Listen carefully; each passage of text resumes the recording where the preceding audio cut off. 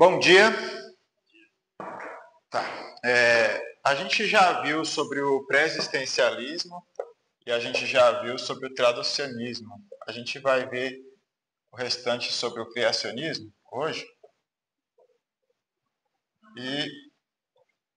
E os problemas também. É bom saber que tem problemas e é bom tratar os problemas também, tá? Semana passada a gente começou a falar sobre esse assunto. A gente falou que em Aristóteles ele tinha uma concepção diferente de Platão, que era o seu mestre. Ele fala de 3 tipos de almas, né?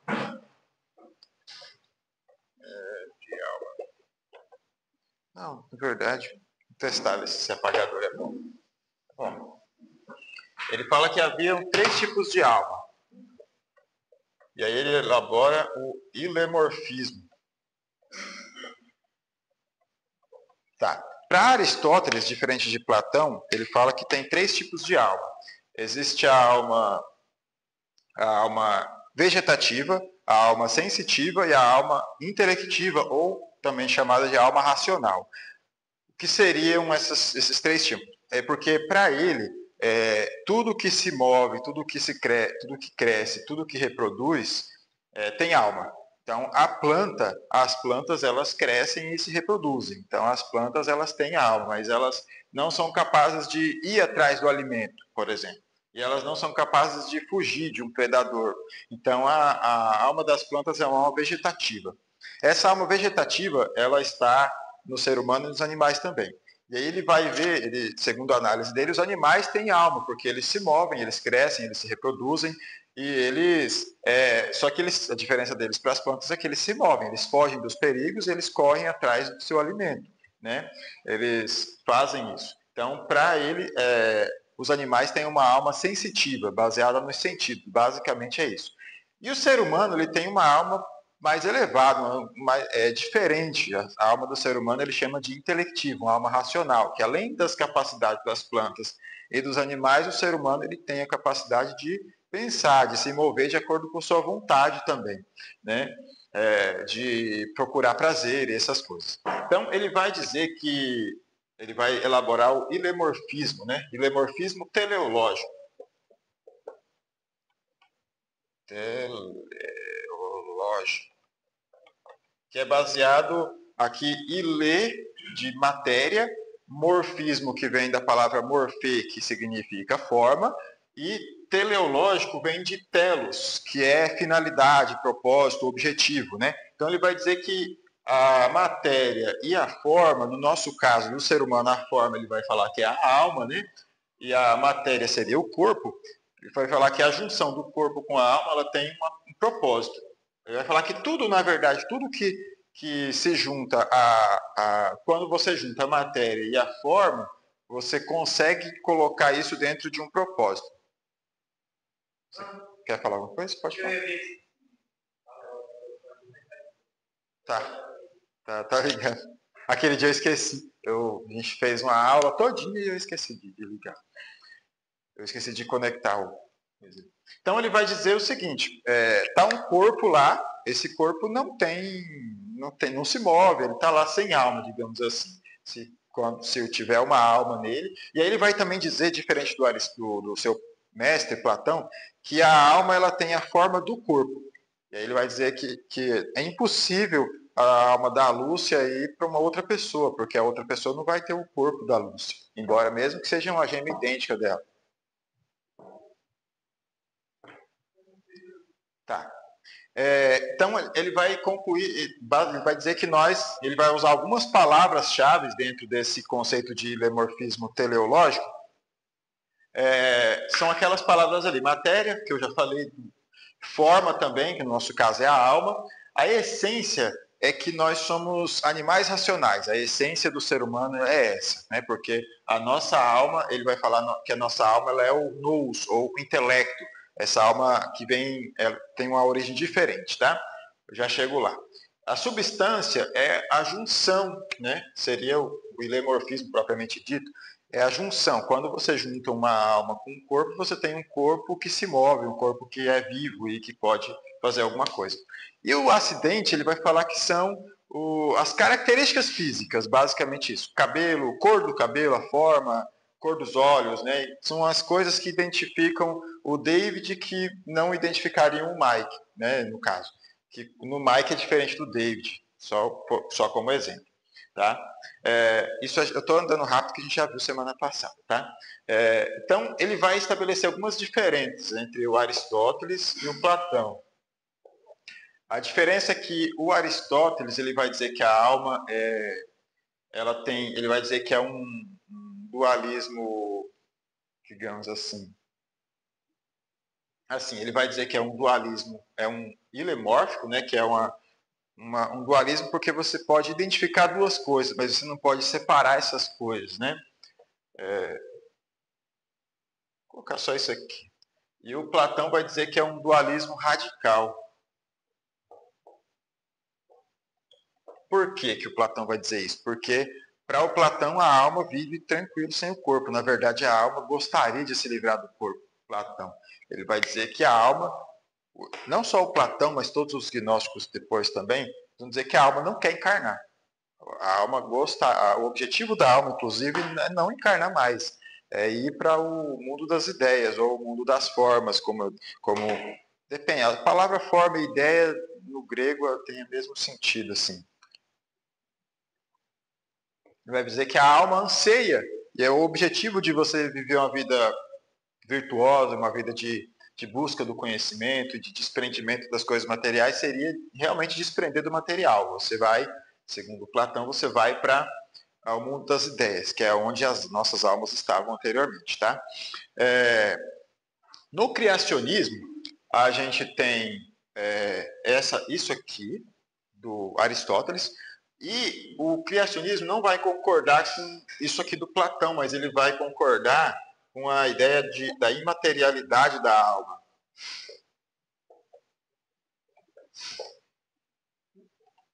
Imaterial, pronto. Vai dizer que a alma, de fato, é imaterial. Vou acostumar que agora tem apagador. E aí o criacionismo, ele vai pegar um pouco de Platão, um pouco de Aristóteles para formar a sua doutrina. E aí alguns elementos do cristianismo vão ser incluídos aí para explicar a concepção do criacionismo das nossas almas, do criacionismo imediato. É importante diferenciar que tem o criacionismo que fala sobre Deus criar o mundo e tal, não é disso que a gente está falando. A gente está falando do criacionismo da alma, também chamado como criacionismo imediato, tá, gente? Então, ainda não. Talvez defina e não chegaram a descobrir ainda, né? Por exemplo, a Bíblia sempre deixou claro a Trindade. Mas a doutrina da Trindade foi elaborada lá no ano 200 depois de Cristo. Entendeu? Qual das duas? Sim, não. Qual das duas está certa finalmente? Não, ainda não. Tá. Então vai dizer que a alma intelectiva ela tem uma origem externa. Só que o Aristóteles ele não como se pode dizer assim, ele não é escatológico, assim, como é que eu posso falar? Ele não é tão teológico na sua abordagem. Ele não fala sobre o outro mundo, enquanto que o Platão fala muito. Então ele não fala, por exemplo, apesar de ele dizer que o nous, que a alma intelectiva é imortal, ele não fala para onde essa alma vai depois da morte. Ele só fala que essa alma não perece com. Ele fala só que essa alma não perece com a morte. Tá? Então, a gente pode estabelecer como é que a gente pode estabelecer da filosofia até a teologia, essa teoria, né? Tá. A gente tem o dualismo platônico. Dualismo platônico, né? Vou colocar só o Pzinho aqui. Isso aqui está parecendo um P também.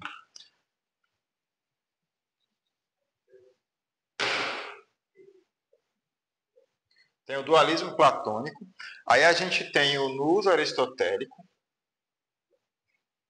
que é essa ideia de que a alma tem o formato do corpo, mas só que a alma intelectiva ela é imortal, o corpo é mortal, mas a alma é imortal. E aí a gente tem o criacionismo.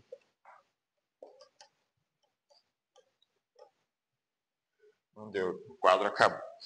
E a gente tem o criacionismo. Quando surgiu o criacionismo? Não sabemos. Né?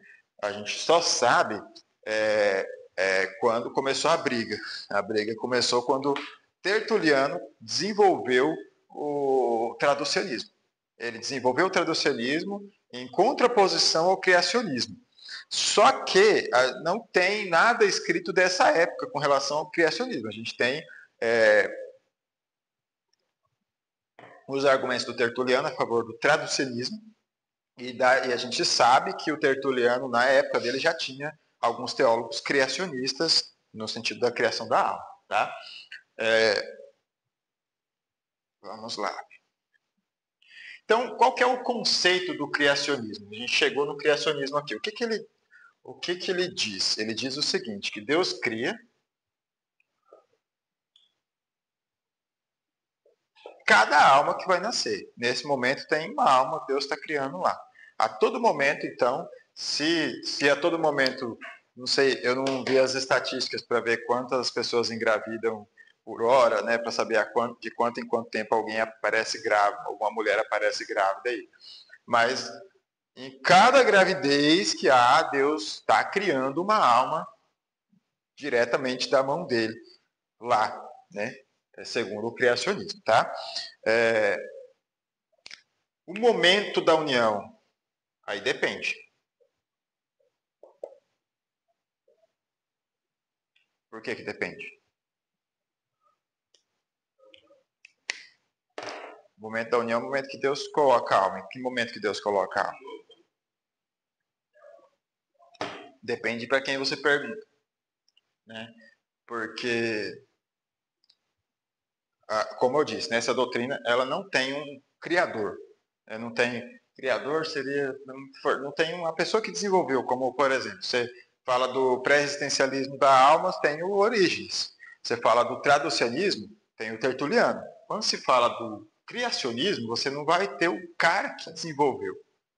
Você vai ter alguns nomes que desenvolveram o criacionismo. Então, a gente não, como eu falei, não tem nenhum escrito da época do Tertuliano. Eu não sei como é que eles concebiam essa ideia na época do Tertuliano. Qual que é o momento da união? Depende. A gente também não. Então, depende para quem você pergunta.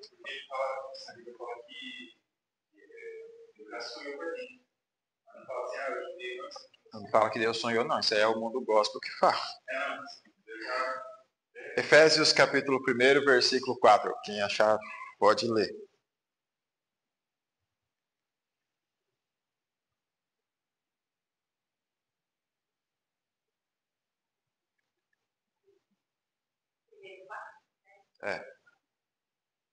Assim como ele escolheu mesmo a fundação do mundo para ser santo e irrepreensível perante ele.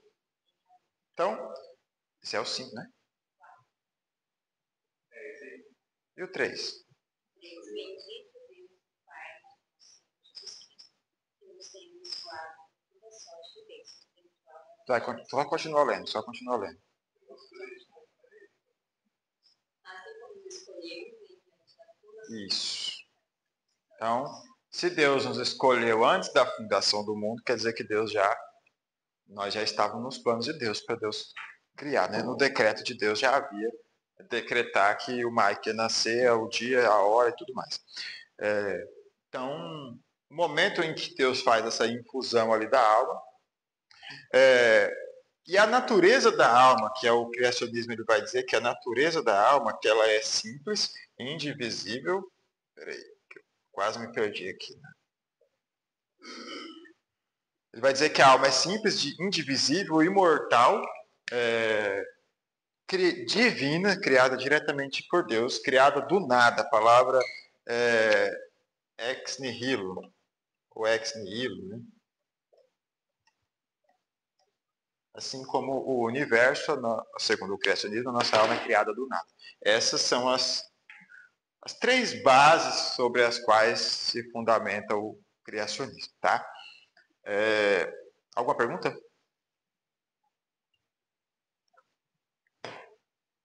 Vamos lá.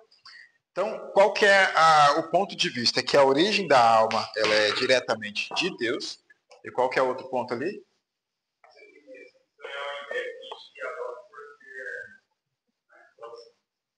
Oi?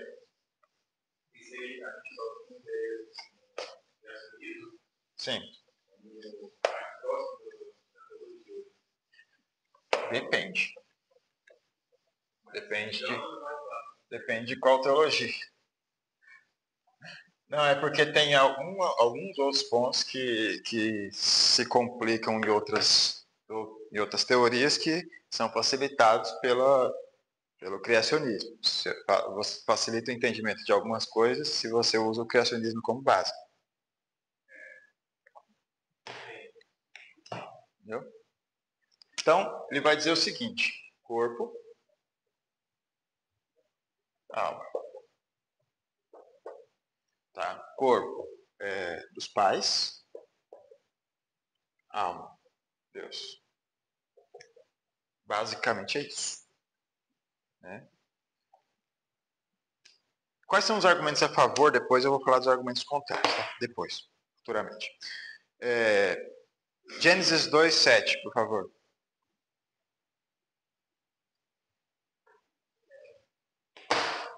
Então, propôs Deus ao homem do pó da terra e soltou para o de vida. E o homem passou assim, à frente.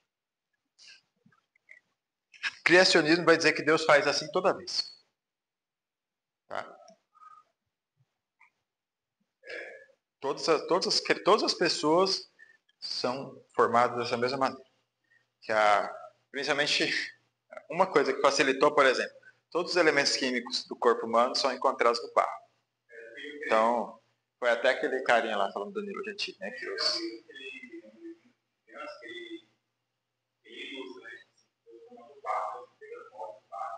Isso. Embora a ideia de barro, ela vem de outras religiões, a Bíblia fala pó da terra. Subentende, né? O barro. Mas são outras religiões. Em algumas religiões de mistério grega, vai ter esse argumento. Na Polinésia tem uma religião lá que eles falam isso. Tem algumas religiões, a maioria delas fala da criação do homem a partir do barro.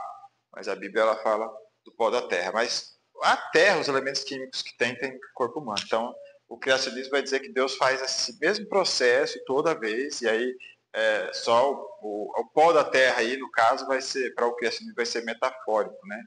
Para dizer que... Oi? Deus fala depois, né? Quando ele vai falar do que ele pode fazer com as pessoas, né? Em Jeremias. Tá. Aí ele vai dizer que a alma, ela é imaterial e espiritual. Essa parte desse argumento aqui é original desde o começo. Parte dele vem a partir de Jerônimo. Alguém pode adivinhar qual parte é qual? Alguém quer tentar adivinhar?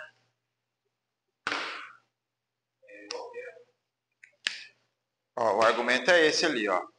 Natureza da alma. Argumenta-se que, sendo a alma imaterial e espiritual, ela não poderia ser produzida por um processo material, reprodução física. Tem uma parte desse argumento aí que vem a partir de Jerônimo, e uma parte que é original da teoria mesmo, que provavelmente já estava desde o começo da argumentação a respeito do criacionismo.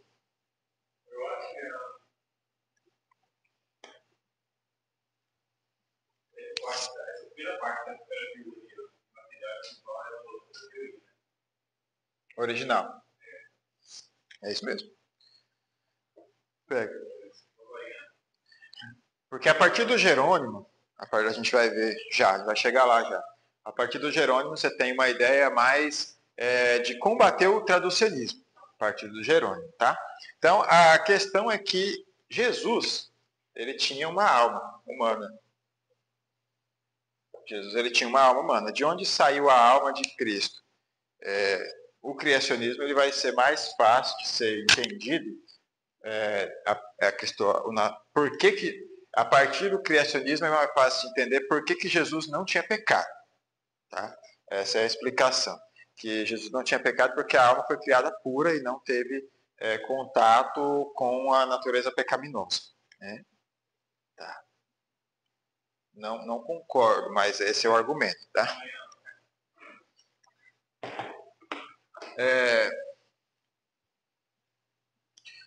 Esse cara aqui era o Jerônimo. Desenho. Se você procurar na internet, é o São Jerônimo. São Jerônimo, o maior como é que a gente pode dizer? O maior feito de São Jerônimo foi a Vulgata Latina. A Bíblia que a Igreja Católica, oficial da Igreja Católica, né? Até hoje. A Vulgata Latina ela demorou 30 anos, desde que ele começou a escrever até que ele terminou, mas se você for levar em conta que ele foi aprender as línguas originais eu creio que ele já sabia, mas ele foi atrás de rabinos judeus da época, se alguém quiser descobrir qual foi o ano que ele começou a escrever aí, fica à vontade. Ele foi atrás de rabinos judeus e de mestres gregos, para ele aprender do original mesmo, como é que era o grego koiné e como é que era o aramaico e o hebraico, né? E aí ele foi traduzir a Bíblia. Foi a primeira Bíblia que se teve completa. Qual que era... Outra pesquisa que eu gostaria que vocês fizessem aí é qual foi o Papa que pediu para ele fazer essa tradução. Porque a preocupação desse Papa era que as comunidades, nem todas as comunidades, ou a maioria das comunidades não tinha todos os livros. Tá? Vou dar um tempinho para vocês pesquisar. Não. Quando que ele... 382. Olha aí, ó. Já ganhou 2. Parabéns. Desculpa. Damaso. Papa Damaso I, ele morreu antes de ser concluído, ele não viu a Vulgata Latina. E a preocupação dele é que, assim, tinha comunidades que tinha lá 20 livros, tinha comunidades que tinha 10 livros, tinha comunidade que só tinha algum evangelho, por exemplo. Então, esse Papa, ele queria que todas as comunidades tivessem todos os livros. Então, ele encarregou o São Jerônimo de fazer essa tradução. Né? Eu não vou falar muito da vida dele, que não interessa para a aula, mas a preocupação dele era essa. Então, foi a primeira Bíblia que teve de maneira completa, embora só manuscrita, né? Na igreja, na história da igreja. Tá? Então, a gente tem uma progressão do criacionismo até São Jerônimo, né? Qual que é a progressão? Tinha a crença geral e filosófica, mas com uma certa dificuldade, né?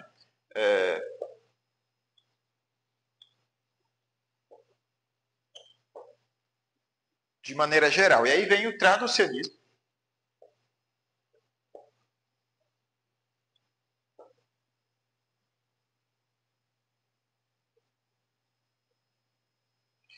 Aí vem o traducionismo com Tertuliano. E o traducionismo, ele fez com que muitos desapegassem, ou, não sei se desapegar é a palavra correta, mas assim, fez com que muitos desistissem da ideia do criacionismo. Né? Ficou popular, inclusive no Oriente, a ideia do traducionismo. Né? E aí depois aparece São Jerônimo no 381, ele começou a Vulgata Latina, mas ele estava naquela época ali, 300 e... Vê aí para mim, Lúcia, qual foi a época que ele viveu?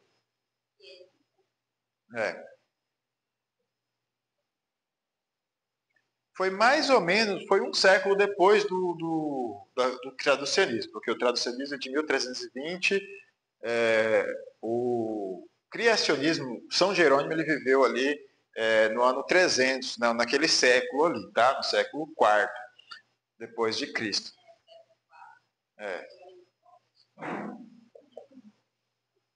Ele não escreveu, Jerônimo,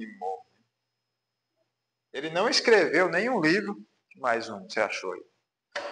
Ele não escreveu nenhum livro sobre o tema, mas ele escreveu na sua quem achar aí também, né, quando ele escreveu um livro contra Joviniano ou contra Joviano, se alguém puder descobrir qual dos dois nomes é o correto, ele tem esse livro onde ele defende o modo de vida cristão, as virtudes do cristão. Ele defende que é um modo correto de viver, tá?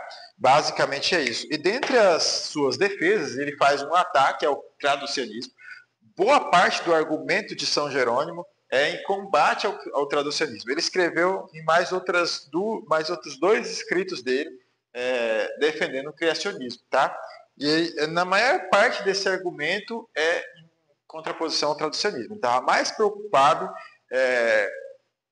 em acusar o traducionismo do que, de fato, em defender, digamos assim, o criacionismo, tá? Então, tem essas... Aí, basicamente, tem essas três fases. Tem o início, tem o Jerônimo e tem o Aquino, né? Vamos colocar o Aquino. Mas é o Tomás de Aquino, tá? Eu falo São Jerônimo porque... ou Jerônimo, né? Para nós... Porque a única descrição que se acha na internet é essa. Embora ele era também conhecido na época como Jerônimo de Belém, né?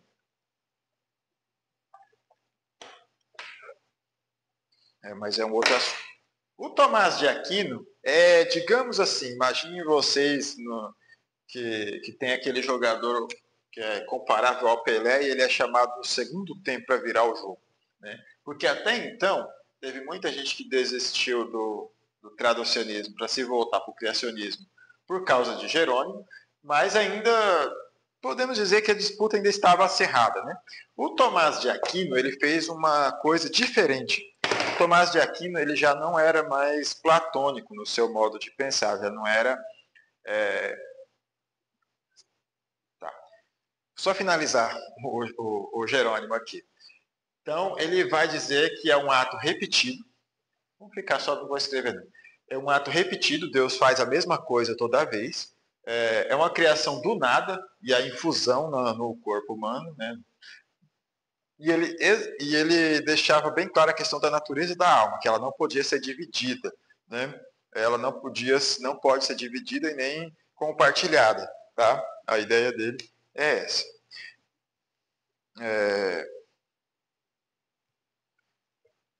Deixa eu ver. Sim, os textos que ele usava são esses. Se vocês querem achar aí, achem e leiam, por favor. Os textos que ele usou na sua exegese para afirmar que o criacionismo é o correto, digamos assim.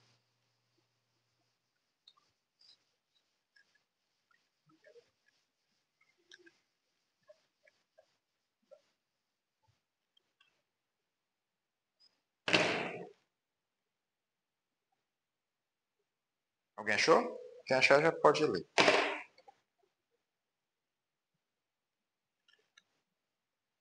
Tá bom.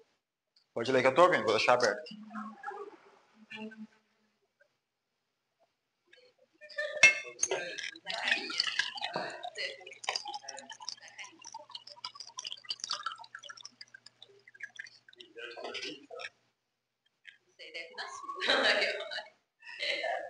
Já?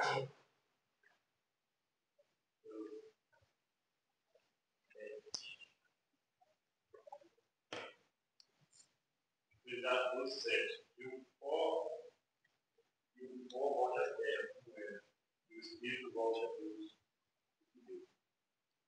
Isso. Eclesiastes 12:7. Zacarias 12:1. Sermente anunciado pelo Senhor contra Israel. Fala o Senhor, que estendeu o céu, fundou a terra e formou o espírito do homem dentro. Isaías 42:5. Assim diz Deus, o Senhor que criou os céus e os estendeu, formou a terra e a tudo quanto produz, e a pôs devida ao corpo que deve dar, e espírito ao que não deve. Jogar mais devagar, porque está caindo no chão. Ok? O David ele faz uma leitura boa. E aí a gente tem esse sujeito aí, se alguém adivinhar, ganha chocolate também. Não é com o seu nome dele. O sobrenome dele é da Bretanha. Mas ninguém chama ele assim. Ele é o Pelágio.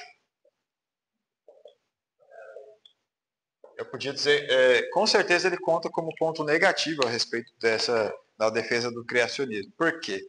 O Pelágio ele tinha a ideia de que você não é culpado pelo pecado de Adão, que você nasce neutro, você tem, e a ideia de livre-arbítrio é dele. É ele que desenvolveu bem a ideia de livre-arbítrio para dizer que você nasce totalmente livre, sem a sociedade que te convence a gostar de certas coisas e não gostar de outras coisas. Ah, eu acho que ele tem uma cara de gente chata, assim, né? Não é pela.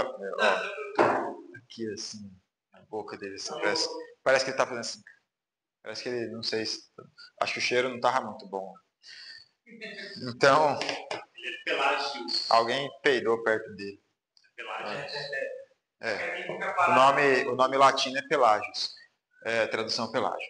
Ainda se traduzia o nome das pessoas nessa época. Hoje em dia não se traduz mais, né?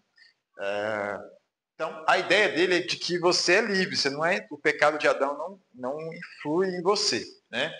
E aí ele estudou o traducionismo.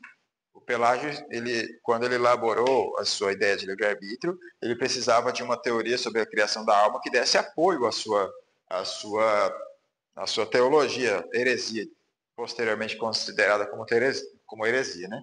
Então, quando ele estudou o traducionismo, ele viu que não era um caminho, né? O traducionismo não dava. Então ele preferiu o criacionismo. Por quê? O criacionismo dá base para o que ele tinha a dizer. Porque ele dizia o seguinte: a sua alma ela foi criada por Deus, ela não tem nada a ver com Adão. Quem criou a sua alma e a minha foi Deus diretamente. E Deus criou a sua alma pura, sem pecado. Você não é influenciado pelo pecado. Quando Deus criou uma alma, porque a afirmação do criacionismo é essa: Deus criou uma alma pura e infunde no corpo. E aí ele vai dizer que por causa disso, criacionismo, por causa disso você não tem pecado. A afirmação do Pelágio é essa, era essa, né? Então ele vai dizer que você não herda a corrupção dos seus pais, de Adão, e você nasce neutro, nem bom nem mal. Você não nasce para nenhum lado. Se a minha mãe tivesse grávida, quando ela estava grávida de mim, o mundo tivesse caído uma bomba nuclear e só sobrasse ela viva e eu nascesse, estávamos totalmente tranquilos, né? O sujeito que nunca ouviu do evangelho, que lá está lá no perdido lá, eremita no deserto, ele não tem pecado nenhum, segundo Pelágio. Então, a gente tem esses escritos aí voltando ao Jerônimo. Eu falei do Pelágio porque os três viveram na mesma época. O Pelágio, o Jerônimo e o Santo Agostinho. Agostinho de Hipona. Depois eu já vou chegar no Agostinho de Hipona porque ele é um ponto extra aí nessa situação. Então ele vai ter no seu comentário sobre Eclesiastes, ele vai falar a interpretação do texto que foi lido aqui de Eclesiastes, ele vai fazer um comentário sobre aquele versículo lá para defender o criacionismo, tá? E aí tem aí o Tomás de Aquino. O Tomás de Aquino não é pouca coisa dizer que ele é o maior teólogo da Igreja Católica, da Igreja, né? Sinto muito em dizer assim, eu gosto do Calvino, mas o que o Tomás de Aquino fez foi muito grande, né? Talvez até maior do que a obra de Calvino. Embora a obra de Calvino ela é mais acertada, ela é mais, digamos assim, a coisa mais bem feitinha, né? A diferença é porque até então o platonismo ele era meio que reinante na igreja, né? O platonismo era meio que reinante na igreja. Vem o Tomás de Aquino e Tomás de Aquino rejeita isso aqui, ele se torna aristotélico, né? Ele era aristotélico. Então ele tinha a concepção de Aristóteles a respeito das coisas. Ele usa essa concepção de Aristóteles para elaborar a sua teologia. E ele elabora a Suma Teológica. Nesse trecho ali, na questão 90, no artigo 2º, é onde ele argumenta explicitamente que a alma intelectiva ela não é herdada dos pais. Ele fala que essa alma ela tem uma origem externa, ela não vem da natureza e de nada que esteja nesse mundo aqui. Tá?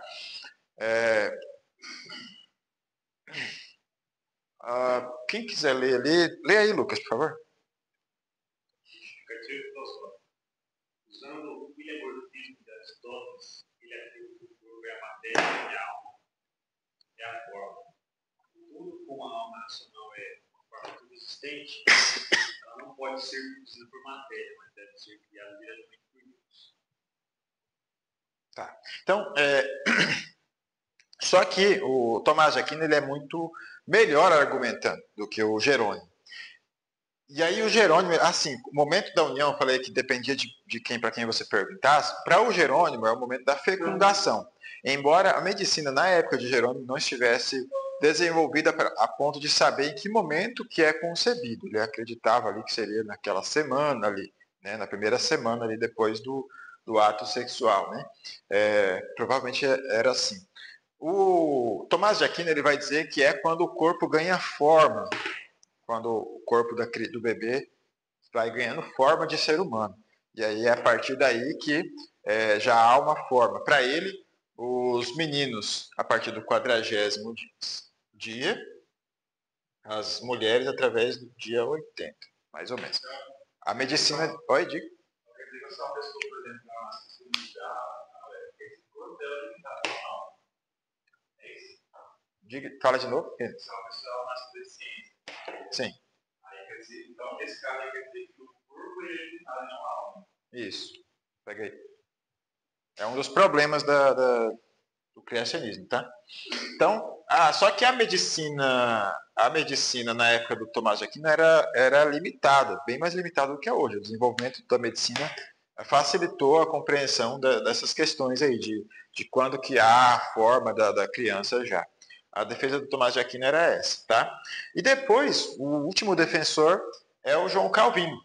João Calvino, ele concorda com o Tomás de Aquino e ele vai fazer a sua defesa de que vai fazer a sua defesa de que a alma é imaterial, de que a alma ela é simples, ela não pode ser dividida, tá?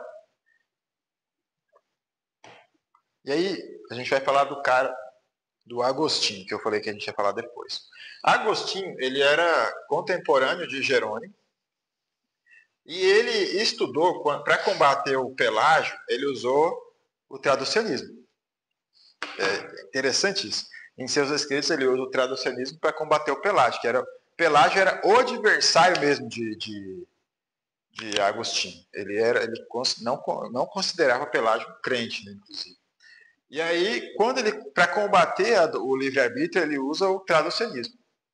Mas depois, quando ele vai elaborar sua teologia e tal, e para falar sobre o nascimento de Cristo, como que era possível Jesus não ter herdado o pecado de Adão, ele se distancia do traducionismo. E ele começa a estudar o criacionismo. Só que o criacionismo ele não fornece uma base sólida para falar sobre a propagação do pecado original. E aí ele escreve para o Jerônimo pedindo um argumento final que defendesse, através do criacionismo, como que o pecado original pode ser passado de pai para filho até chegar até nós. E o Jerônimo não fornece esse argumento para ele. Então o Agostinho ele vai dizer que ele era ateu a esse respeito. Ele não acreditava em nenhuma das duas, né? Ele vai finalizar o seu argumento com relação à criação da alma do ser humano fora, né? Então, a parte do criacionismo, como a posição do Calvino ficou essa, e a maioria dos pastores reformados são calvinistas, a maioria dos pastores reformados vai defender, inclusive o autor da apostila, ele vai defender o criacionismo, tá? E aí a gente vai ver os problemas. Alguém quer citar algum problema de alguma dessas aí? Traducionismo versus o criacionismo.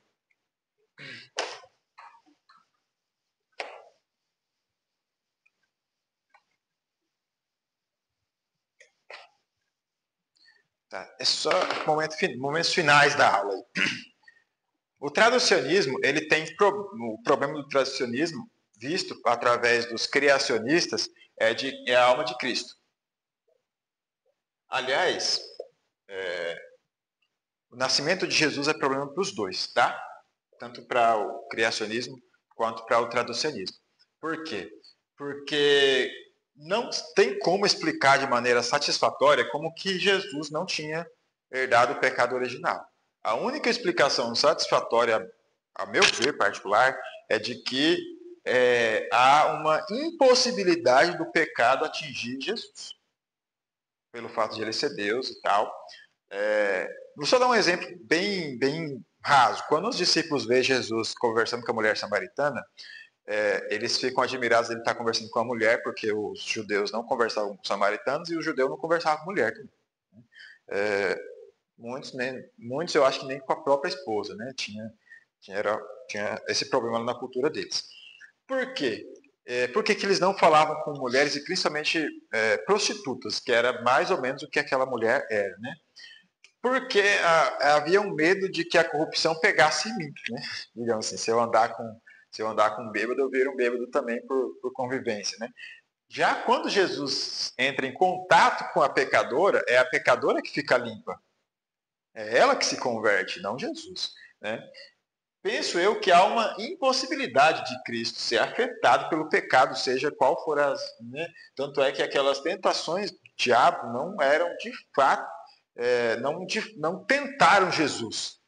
Eu acho, né? Jesus não pensou em nenhum momento assim de si, né? O diabo tentou, mas Jesus não foi tentado. Então, porque o traducionismo ele diz que a alma dos filhos é herdada dos pais, mas e aí o outro argumento é de que a alma não pode ser dividida, e o traducionismo ele vai dizer isso, que a alma dos pais produz a alma dos filhos, digamos assim, né? O pai e a mãe produzem uma criança de maneira completa, corpo e alma, né?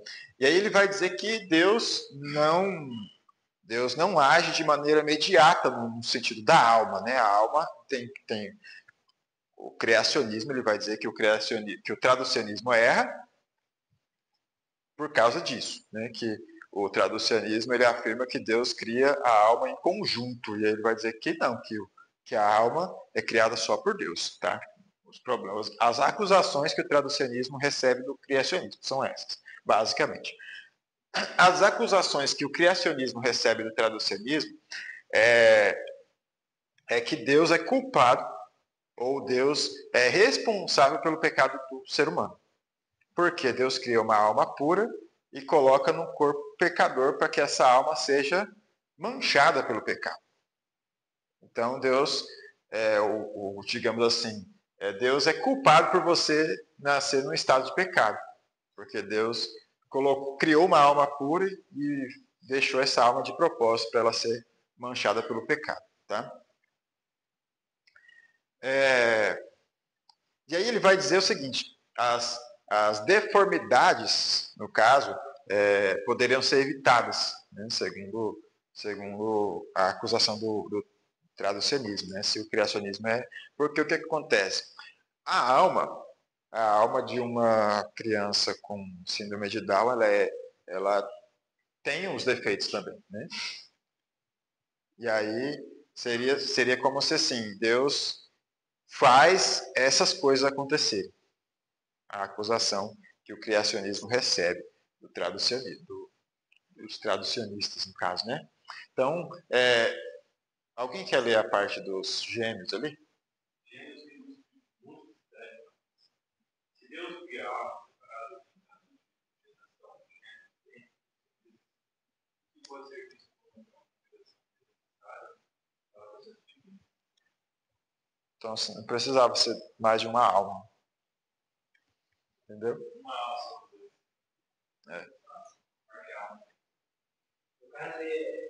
Então, se pertencemos é no caso, o criacionismo, o traducionismo vai dizer que tranquilo isso aí, porque o corpo formou 3 corpos ali, o corpo forma 3 almas, os pais, no caso, né?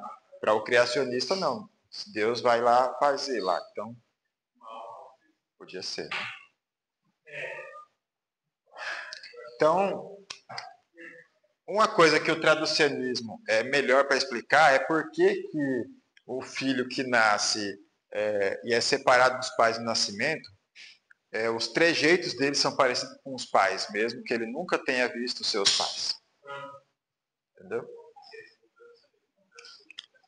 Então, o criacionismo não tem uma explicação a respeito disso. Isso é mistério. Por quê? Ou seja, Deus quis assim. Não sei, só sei que foi assim. Então são pontos que são fortes em um e são fracos no outro, tá? Porque assim que é 1 para 3, É. Fica difícil explicar por que Deus criou se Deus criou 3 almas. É até aí que foi. A gente passou um pouquinho do tempo. Mas a semana passada a gente terminou no horário, chegou lá e ainda teve mais 10 minutos de aula lá. Entenderam? Tem pontos fortes em um, tem pontos fortes em outro.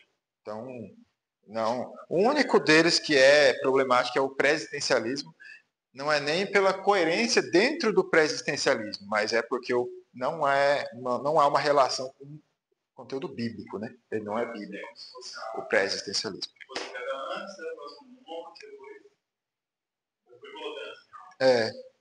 A criação do mundo foi por causa. A criação do mundo foi por causa da queda, segundo o pré-existencialismo. Boa pergunta? Ok? Então tá. Sobre a divisão dos capítulos da apostila, eu reelaborei para poder pegar mais leve com vocês, porque eu tinha particionado bem particionadinho, mas eu penso que seria mais legal pegar mais leve com vocês no que vocês forem preparar. Então eu vou mandar no grupo lá como é que eu separei lá para vocês a aula que vocês vão dar, tá? Para vocês não precisar dar uma aula com muita coisa, para vocês poderem ser mais tranquilos para preparar o conteúdo de vocês, ok? Eu vou mandar lá no grupo como é que eu separei lá e vocês deem uma olhada. Oi? Quando terminar o curso. Ano que vem só, tranquilo. Ok? Vamos orar e encerrar a aula. Deus, muito obrigado pela reunião que o Senhor nos proporcionou hoje, pelo encerramento deste capítulo e que o Senhor nos abençoe nos próximos que vamos ter. Nós queremos te louvar e te bendizer e pedir que o Senhor esteja nos guiando e nos fortalecendo em nome de teu filho amado Jesus. Amém.